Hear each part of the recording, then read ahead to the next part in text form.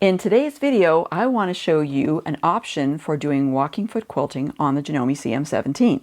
Hi, I'm Jamieson-Hirst of Chatterbox Quilts, and first off, I want to say a big thank you to Janome Canada for letting me use the CM17 to show this feature to you. Now, there are a lot of different stitches, a lot of different options on the CM17, and there's actually one I hadn't found until just recently, and that is the straight stitch feature. Now, it sounds a little boring, but it's got some interesting uses, and one of them is, of course, for quilting. It's really what it's made for. But there are 3 different options in the straight stitches feature, so I want to get into that with you. But before we do that, I want to talk about the feet and what you're going to be using with this. So we talk about walking foot quilting. On the Janome CM17, we have what's called the Acufeed Flex system, and there are specific feet, special feet I was going to say, that you use with this feature. And these are the Acufeed Flex feet, right? Makes sense? So there are different ones included with the Janome CM17. And today I'm going to be using one that's like an open toe foot. It's the UD foot. But I'm using that just so that you can see things better. But there are other feet that you can use as well. So for example, you can use it's kind of what I call the regular Acufeed Flex foot, the AD foot. So you can see that it's got, a wider space in here, but it's got some metal at the front here, so it's a little more closed in than the UD foot. You'll see the UD foot in just a moment. There's also a VD foot, which is very similar, but much narrower. So you could use this foot if you wanted to as well. And later on, I'm going to talk about when you might want to use this type of foot as opposed to one of the other, wider Acufeed Flex feet. And I'm going to talk about this quilt guide bar too later on as well. But for the time being, we're going to put these aside and we're going to work with that UD foot. Okay, so how do we get to these straight stitches? Well, that's a great question, right? So what you do is when you're on your home screen, you go into the sewing application mode, and then you're going to go into the quilt mode. And in the quilt mode, you're going to go to the second page. There's several pages. You'll see arrows, so you can just scroll through by clicking on the arrow. I'm clicking on the right arrow. And right at the front, I can see straight stitch. So I click on the straight stitch, and then I can see my 3 choices. So you can see that we have straight stitch, if you will. We have the straight stitch Locomatic stitch, which kind of sounds like the 50s to me. And then you've got the straight stitch locking stitch. Okay, so 3 different stitches, and they each are a little different from one another, and we're going to explain those differences. All right, so we're going to start with the first one, the straight stitch, okay? And you have default settings on these. So the default settings on all of them, as far as the length of the stitch, is 3. Now, there's no width because it's a straight stitch, right? But of course, you can change that if you want to. You can also change the top tension as well, and various, things like that, right? The pressure foot tension as well. So you can do all those things if you want to, but I always start with the default setting on them because that usually works pretty well.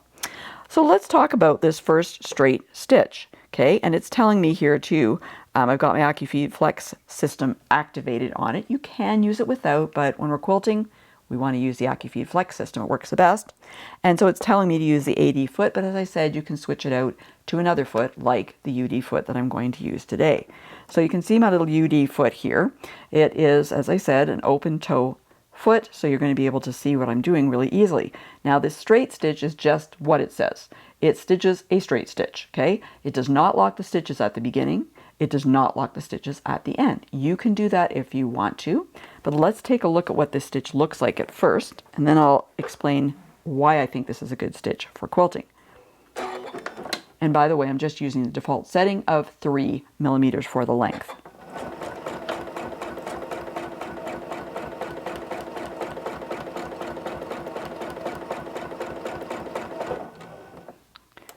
Okay. All right. Pretty basic, simple stitch, right? There you go. Why would I use this stitch? Well, when I want to do some straight stitch. And by straight stitch, I mean that we've got one line of stitching going along. It does not have to be a straight line, okay? Just because you're straight stitching doesn't have to be a straight line. It can be a wavy line, it can be a circle, it can be whatever you want. But as I said, it does not lock at the beginning, it does not lock at the end. So This is a great stitch to use when you want to do this kind of walking foot stitching and you want to bury your threads, okay? Because it's not doing any locking for you. So you could pull out some additional thread at the beginning, make sure that you leave, a long thread before you cut your threads at the end. I just used the automatic cutter today, but normally I wouldn't do that if I wanted to bury my threads. So this will give you that nice straight stitch and allow you to bury your threads so you don't see the starts and stops of your stitching. Okay, so that is the first one, the straight stitch. Then there's a second one, and that's called the Locomatic stitch. So I'll go into that one next.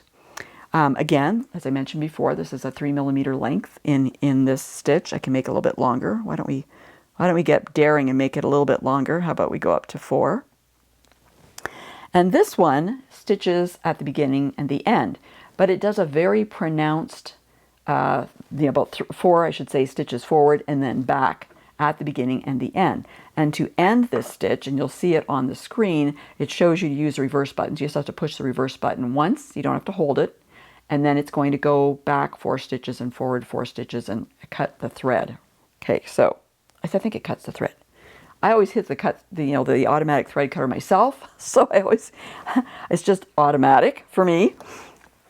So let's see if this one does or not. But let's go with this with 4. Now, the other thing to mention, you'll see this, I'll talk about it after you see the stitch.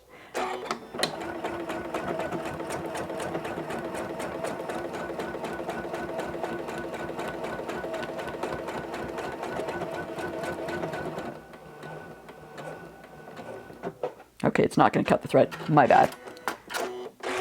Okay.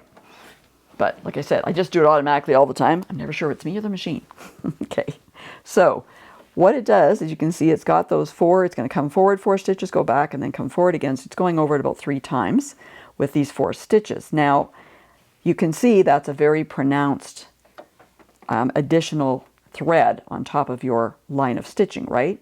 So I think this would be really good where you need to have a really strong, secure stitch. I think this would be good actually for garment sewing, as well as doing some quilting options. But one of the things I wanted to point out is I made this 4mm long, and by doing that, it also means that those initial locking stitches and the end locking stitches are also 4mm long. So the longer you make your stitch, the longer those locking stitches are going to be. I mean, it's sort of obvious, but maybe not. Because when I first was playing around with this, I was like, oh, like there's a lot longer of a space there where I've got those, triple stitching, really. So that's your Locomatic one, okay? And there's one more, right? There is the locking stitch. Now the locking stitch will stitch at the beginning and the end, and the locking stitch, interestingly enough, is the only one that has the ability to change the number of stitches that you use to lock at the beginning and the end of your stitches. The default is for 5 locking stitches at the beginning and 3 at the end, which is interesting rather than both being the same, but you can adjust them up or down up to 6 stitches. So right now I'll just leave it at the 5 at the beginning, the 3 at the end, and we'll see what this looks like.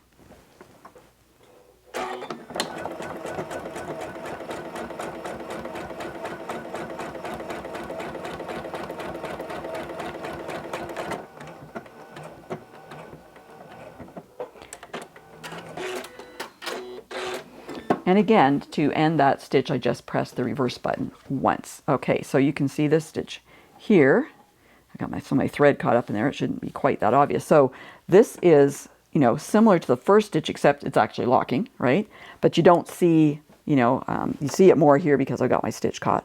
But you can see at the end here that it's a lot less visible than the Locomatic stitch. So this is also good if you wanted to do your quilting. You don't want to bury your threads, but you naturally want, of course I was going to say, want to lock your stitches at the beginning and at the end of your quilting. So I did mention that you don't have to do straight stitches. So if we're still in the locking stitch mode, you can do, for example, a wavy stitch. It's going to lock again.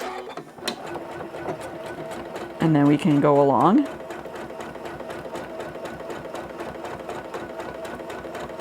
Until we want to stop, press the reverse button.